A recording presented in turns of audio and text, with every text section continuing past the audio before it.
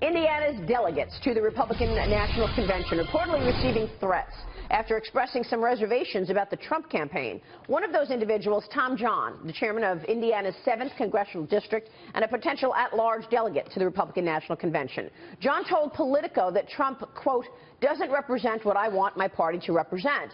After that, he received multiple threatening emails. One reader quotes, you know, traditional burial is polluting the planet. Tom, hope the family is well. Your name and info has been given to me on a list that is about to go public. Good luck becoming a delegate. We are watching you, the American. Joining me right now from Indianapolis is Tom John. Tom, thanks very much for joining us this morning. That had to be scary. It's very scary. I mean, you reference to family, reference to funerals and cemeteries. That's very concerning anytime you get that. Public discourse is fine. People expressing their First Amendment right, obviously, is something we encourage. But in that case, it really took me aback. It goes both ways, though, right? Because Trump, at his rallies, typically, they're all in for Trump. But the upset comes from the other side sometimes in his rallies. Yeah, absolutely, and that's my concern with Mr. Trump. He may end up being our nominee, and we don't know, and we won't know for several months. But the rhetoric, I think, encourages a sort of angry and vitriolic approach that I think he needs to dial back in order to be presidential. Yeah, it's also the fact that we have a contested convention possibly on the horizon. We don't know where this goes, and that also creates some uncertainty and potential for violence or, you know, just people pushing back on the system.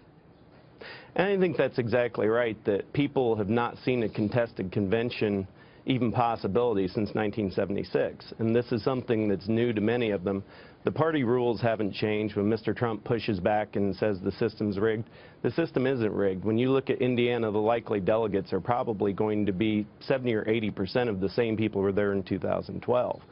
But the fact that that's now coming to light because we don't have a true front runner and we may actually have a contested convention has really shocked some people, and they don't understand the process or just really learning it now. Hey, Tom, this is Sandra Smith. As far as these threats are concerned, the Trump camp seems to be made aware of this.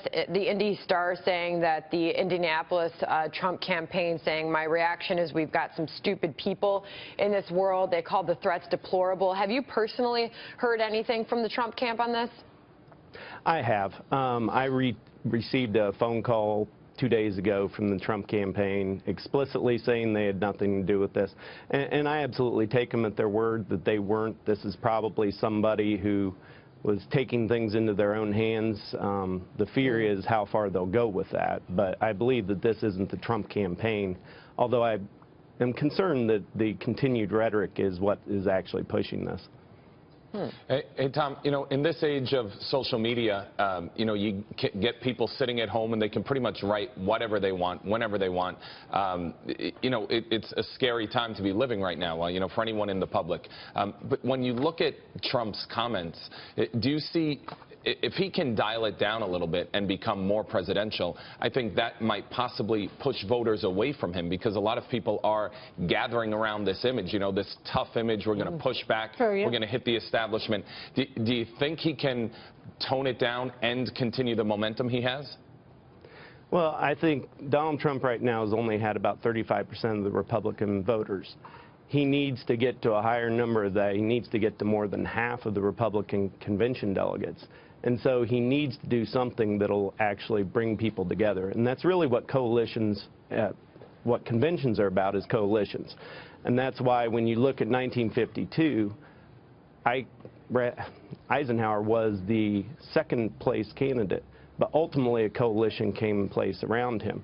Now, in Trump's case, I think he has time that he could actually begin to bring people together, but he needs to work hard on that between now and the convention, and I think likewise Mr. Cruz has that opportunity too. So what are you planning, Tom? Talk to us about this upcoming convention and how you expect this to play out. From your standpoint, you're a delegate. What are you going to do? Well, hopefully I'll become a delegate later today. I'm actually not selected yet, but when I move forward over the next several months, the first real important part is May 3rd. And the Indiana delegates will all be bound on the first ballot to whomever wins the various congressional districts in the statewide. After that first ballot, I think most of the people you're going to see going in as convention delegates are people who are long time vested in the party. They're elected officials. For example, our lieutenant governor will be one, Congressman Rikita will be one, and various other office holders. These are people who want to see the best for our state and want to see the best for our country. And I think they'll hold off their decisions on the second ballot until they see what happens on the first ballot and they see what the candidates do over the next 3 months. And are you expecting to support Ted Cruz? Right now, I'm keeping my options open. Well, your options are Cruz, Trump, or Kasich, right?